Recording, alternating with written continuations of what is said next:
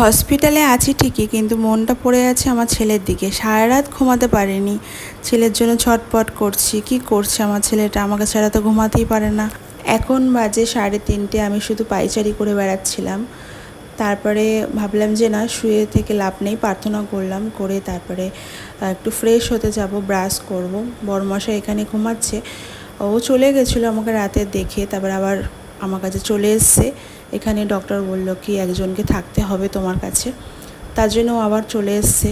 ছেলেকে আমার কাকি শাশুড়ির বাড়িতে রেখে দিয়ে এসছে। আমার মনটা ওখানেই পড়ে আছে, মানে আমি চমকে চমকে উঠছি আর ভাবছি যে ছেলেটা কোথায়। ছেলেটা ঘুমাচ্ছে তো, কিন্তু এখানে তো বাচ্চাদেরকে অ্যালাউ নেই, তার জন্যই আর কি আমার ছেলে আসতে পারছে না আমার কাছে। আমার বড়মশাইকে আমি ডাকছিলাম যে অনেকটাই ভোর হয়ে গেছে, উঠে পড়ো, আমার ছেলেকে নিজের কাছে নাও, এরকম। ও বাবা মা ছাড়া কিছু বোঝে না। তো আমি ফ্রেশ হয়ে গেছি। এই জার্নিটা আমার কাছে খুবই কষ্টকর, জানি না আমি কতদিন এভাবে থাকতে পারবো আমার ছেলেকে ছেড়ে।